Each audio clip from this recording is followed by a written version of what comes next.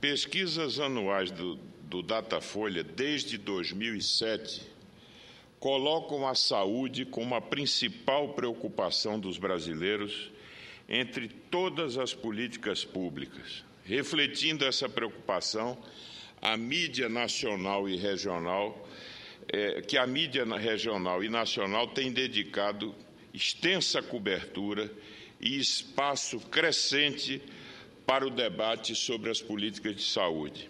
No ano passado, após mais de uma década, o Senado regulamentou a Emenda Constitucional 29, aprovando níveis mínimos de gastos e critérios de definição dos dispêndios nessa área para a União, estados e municípios. Foi um passo importante para garantir um padrão mínimo de despesas focalizadas no setor, evitando a inclusão indevida na rubrica de outros tipos de gastos. Sabemos, no entanto, que todas essas medidas nem de longe esgotam nossos problemas. Infelizmente, ainda apenas tangenciam o drama que vivemos. É preciso reconhecer que o Brasil convive com uma agenda pendente na saúde. Essa é a área que talvez melhor explicite a contradição entre os ideais igualitários consagrados na Constituição de 88 e a imensa desigualdade que ainda percebemos no nosso país.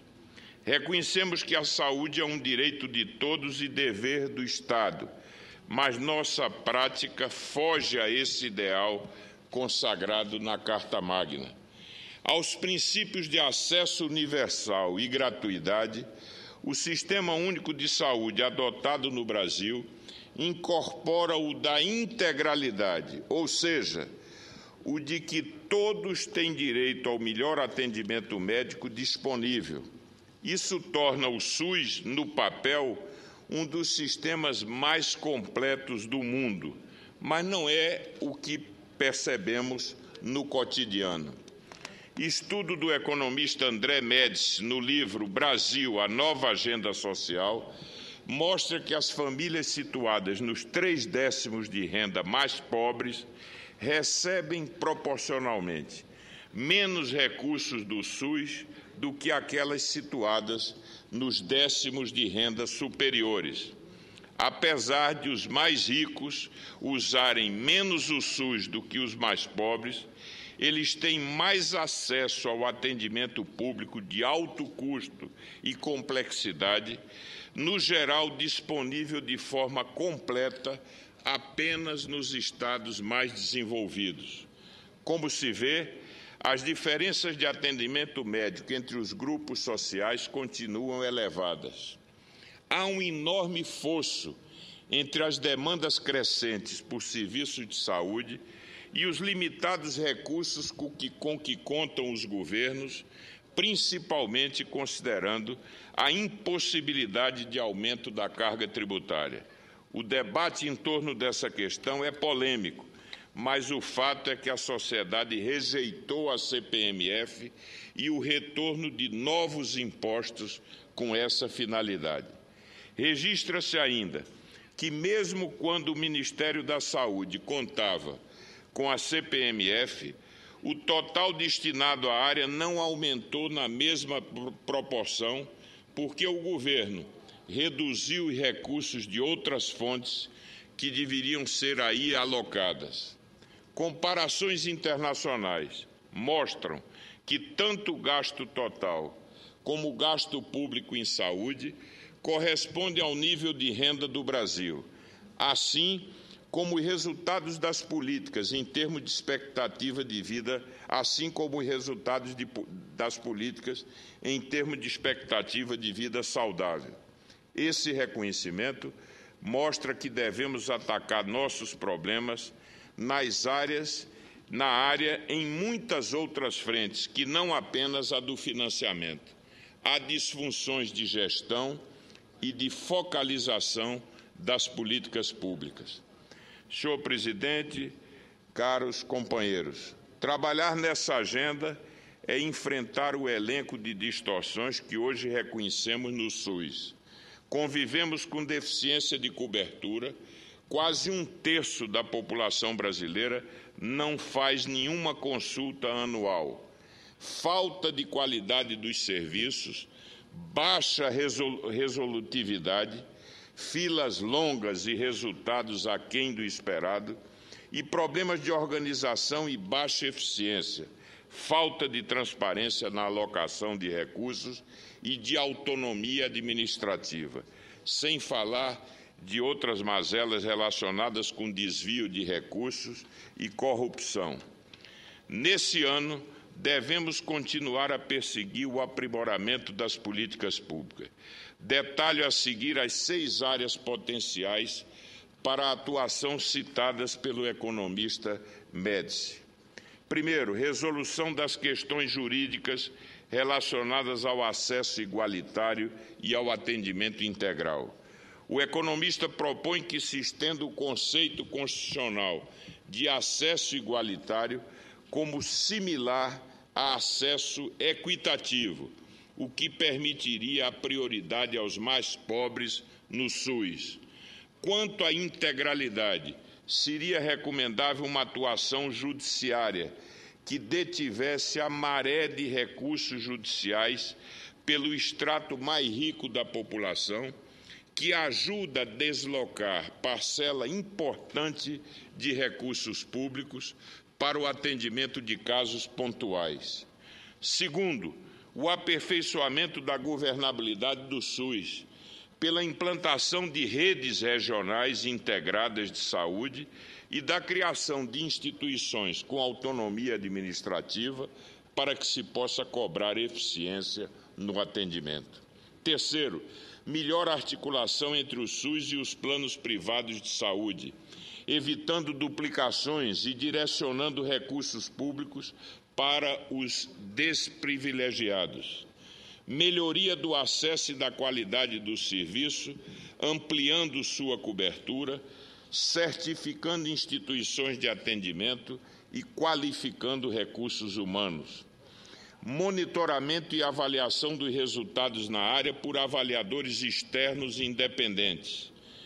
Ampliação do financiamento setorial, desde que seja revisto o gerenciamento para melhor utilização dos recursos. Ressalto quanto a esse último item a importância de se avaliar a ampliação do financiamento sem se criar novos tributos. O especialista Antônio Campino faz, por sua vez, sugestões no viés da resolução da iniquidade. Ele propõe ampliar e aperfeiçoar o programa de saúde da família, que tem reconhecido impacto sobre as condições da população, e aperfeiçoar o funcionamento das unidades básicas de saúde, destinadas a atender os que precisam ir além do tratamento inicial. Em seu estudo, Gastos Catastróficos, Iniquidade e Proposta de Reformulação do Sistema de Saúde, o economista cita o caso de São Paulo, que iniciou a operação dessas unidades por meio de organizações sociais, entre outros bons exemplos. Do ponto de vista de Mônica Viegas e Keina Noronha, a prioridade é atacar a insanável contradição entre os princípios da universalidade e da integralidade.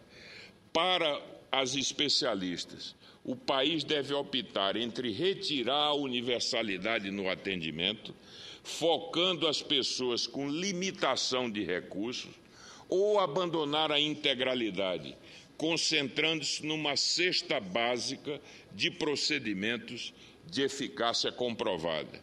E finalizam: de uma ou de outra forma, o sistema público precisa ser complementado pelo privado, com clara separação entre pessoas e procedimentos endereçados a cada um. As especialistas que já referi apontam a duplicidade hoje existente, pois ambos os sistemas oferecem os mesmos serviços. Isso só faz, dizem, aumentar a iniquidade, já que pessoas com mais recursos podem pagar por atenção médica de rotina e usar o serviço público para procedimentos de alta complexidade, enquanto os mais pobres ficam restritos às filas de espera e dificuldades de atendimento do setor público. Em sua uma nota sobre o princípio da integralidade do SUS, elas sustentam que a separação correta entre os setores público e privado exigiria mexer nas deduções do imposto de renda de gastos de saúde de quem utiliza o sistema público, assim como cobrar dos planos de saúde privados o atendimento eventual que seus clientes recebem do setor público. Essas medidas irão requerer a implantação de um sistema unificado de cadastro de saúde da população, o cartão SUS, e também exigir normas claras e adequação de valores nos pagamentos feitos pelo SUS aos hospitais e outras entidades conveniadas, que são hoje fontes de constantes contenciosos e corrupção. As ideias aqui apontadas mostram que são notórios e imensos os problemas, mas também amplo o cardápio de sugestões. O Senado deve tomar as reflexões desses especialistas como inspiração para debates oportunos que sinalizem à sociedade a preocupação em responder aos seus anseios. Precisamos caminhar no sentido de impulsionar essa agenda pendente. O que sabemos depende de muito esforço político. A sociedade reclama da oposição e governo que trabalhem juntos, sem preconceito e de forma cooperativa. Era esse o nosso pronunciamento. Eu agradeço, presidente, pela tolerância.